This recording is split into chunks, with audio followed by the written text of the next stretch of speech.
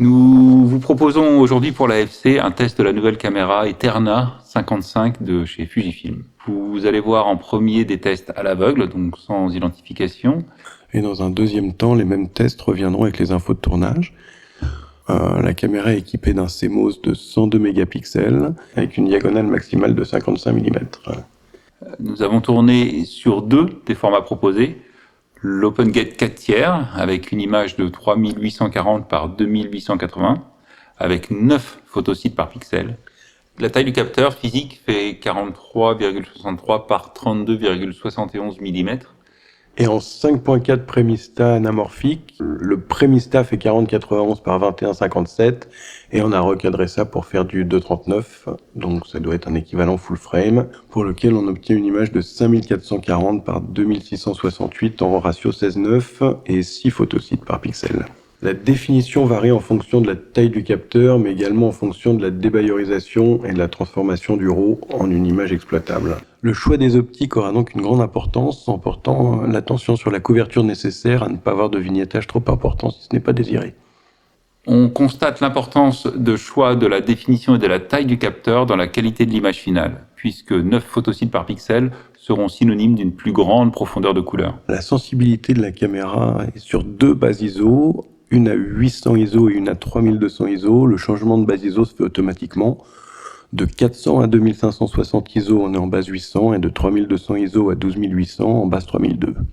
On admet que le capteur est optimisé pour ces deux valeurs, et donc que les valeurs intermédiaires ne seront que des adaptations par le gain vidéo à ces deux sensibilités nominales. La caméra intègre un filtre neutre électronique qui passe de 0,6 à 2,1, donc de 2 diaph à 7 diaph. La balance des blancs est ajustable de 2000 Kelvin à 11000 Kelvin, avec un réglage de moins 16 à plus 16 pour la correction vert et magenta. Pour ces tests, on a principalement tourné à 5000 degrés. Pour nos tests, le codec maximal disponible aujourd'hui était un ProRes 422HQ de 10 bits en enregistrement interne. Fujifilm prévoit un enregistrement possible dans le futur au format RAW sur un enregistreur externe. Nous avons tourné tous nos tests en F-Log 2C. La caméra propose deux formats, le F-Log et le F-Log 2C. Le F-Log 2C et le F-Log diffèrent uniquement par les primaires du F-Gamut-C, qui sont plus étendus en 2C. À l'heure actuelle, il n'existe pas de conversion Resolve ou A6 de ces formats, donc l'enregistrement en ProRes actuel ne tire pas parti de l'ensemble de l'espace couleur disponible.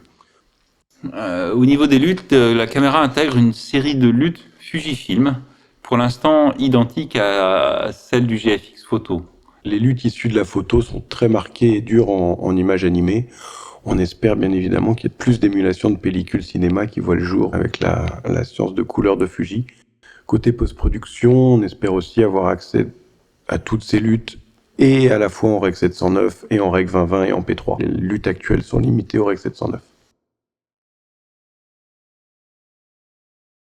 Du côté de l'étalonnage, on est resté au plus neutre possible en prenant la lutte qui était la plus neutre et la plus simple de l'ensemble, et on n'a pas cherché à créer un look particulier avec les moindres images qu'on a fait.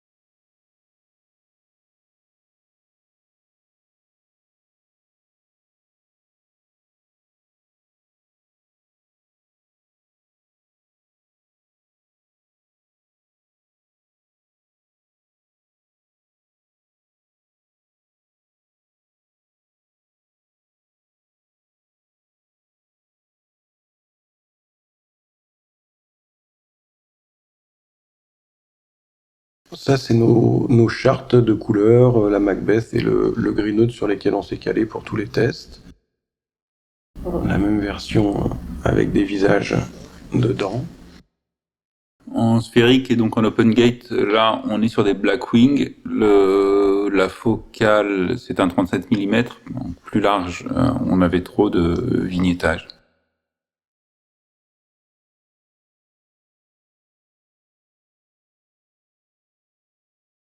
On est resté en base 800 ISO à l'extérieur avec un Pola et du neutre évidemment pour être à T3.7 et essayer de juger un peu ce qui se passe aussi au niveau des flous.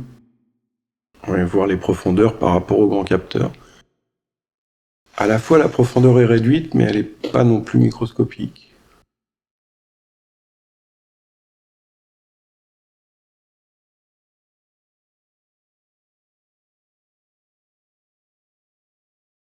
On a constaté très peu de rolling shutter, même en forçant les plans épaules le plus chaotique possible. On voit dans le passage du virage qu'il y a des écrans vidéo qui passent dans le champ sans perdre leur trame, on reste en trame pleine. On est passé là, à partir de là, en Mercury 27, donc en anamorphose 1.5 et en format Premista. On est assez surpris et satisfait du rolling shutter. On pensait avoir plus d'artefacts que ça en fait sur les écrans.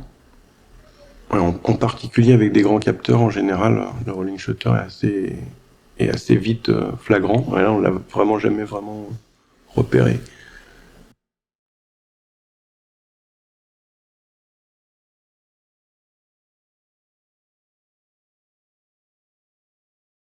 Et là, donc, on voit la différence de l'éclairage à la bougie. Donc là, on avait un top light et puis la suite, on a uniquement la bougie qui est une simple mèche. Là, on a surtout regardé la différence de diffusion autour de la flamme entre 800 et 3002.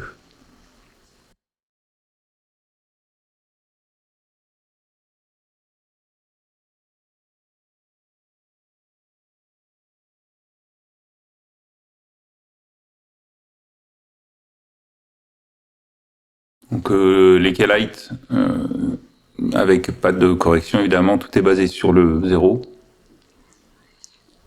On est repassé sur des Thalia, un 45 mm Thalia, pour avoir l'image la plus neutre et la plus définie possible. Donc évidemment pas de compensation dans la sous-exposition ni dans la surexposition.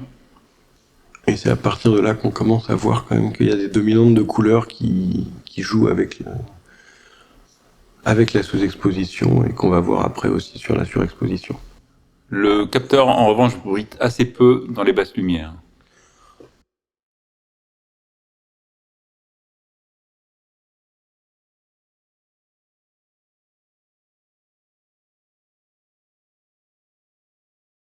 Dans le futur, essayer avec d'autres luttes, sachant que pour l'instant, on n'avait pas le log de C dans le Resolve.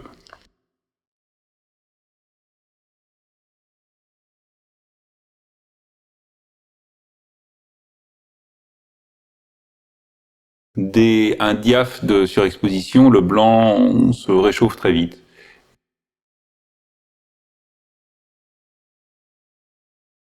On le voit là sur les zones qui vont devenir de plus en plus surexposées.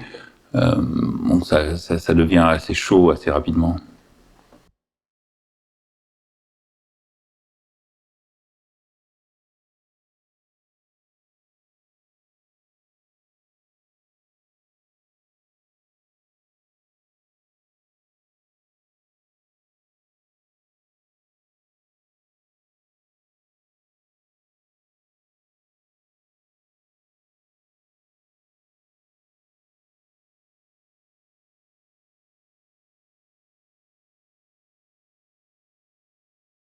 Dans la foulée, le même test à 3200 ISO. On a quand même remarqué qu'à 3200, elle supportait mieux les hautes lumières et partait plus vite dans les basses.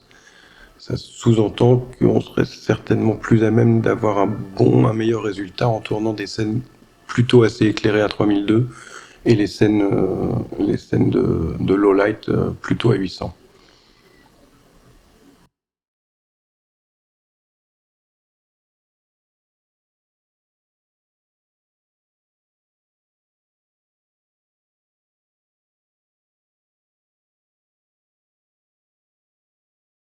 Évidemment, à 3200 ISO par rapport aux 800 ISO, il y a un peu plus de bruit dans les noirs dès qu'on passe en sous-ex.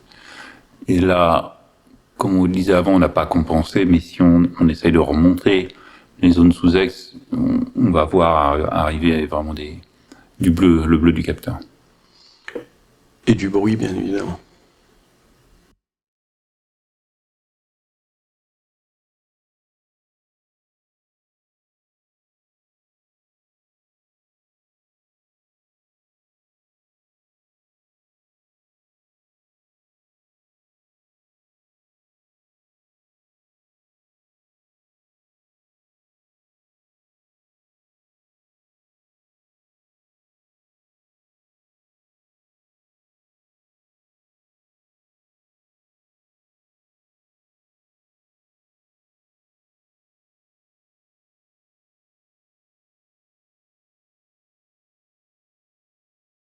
Comme sur beaucoup d'autres caméras en cinéma numérique, il serait plus flatteur d'utiliser la base haute, annoncée à 3200 ISO, pour les scènes les plus éclairées, et la base basse, annoncée à 800 ISO, pour les scènes plus sombres.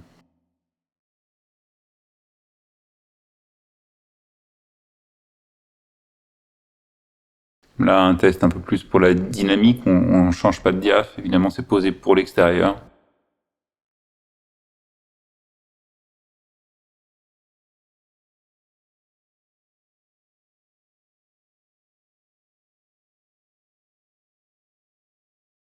On a des petits tests de flair. Ça dénote plus des optiques que du capteur de la caméra elle-même, mais on voulait quand même voir les différences de fall-off et les profondeurs que donne un grand capteur. Et on voulait aussi saturer en couleur, c'est-à-dire que là on est sur des astéras en rouge, pour essayer de voir ce que le capteur allait pouvoir enregistrer de ces couleurs qui sont quasiment primaires. Oui, c'est le même cheminement pour cela. On a mis les pires couleurs, enfin les couleurs qui ont généralement le plus de mal à être captées par les capteurs, directement dans le champ, donc, et en surex et en couleur, pour voir comment on pouvait récupérer tout ça. Et elle reste assez propre.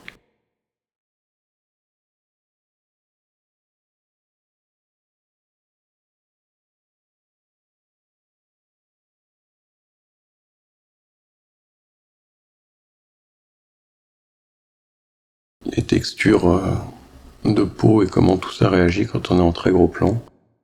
À nouveau sur les mercuries anamorphiques. On voit vraiment que les grains de peau restent doux et en même temps définis.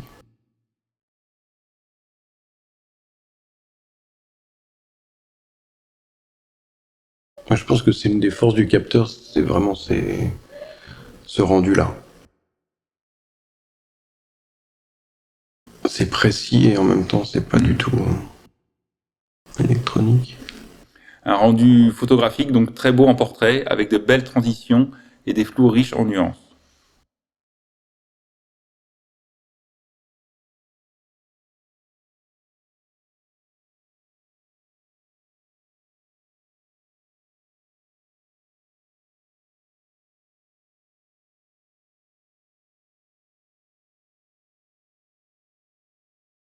Et on tient bien évidemment à remercier toutes les équipes qui nous ont aidés pour faire ces tests.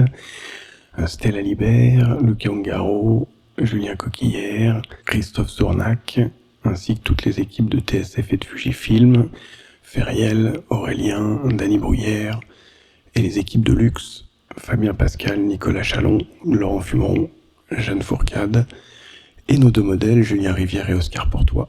Merci beaucoup.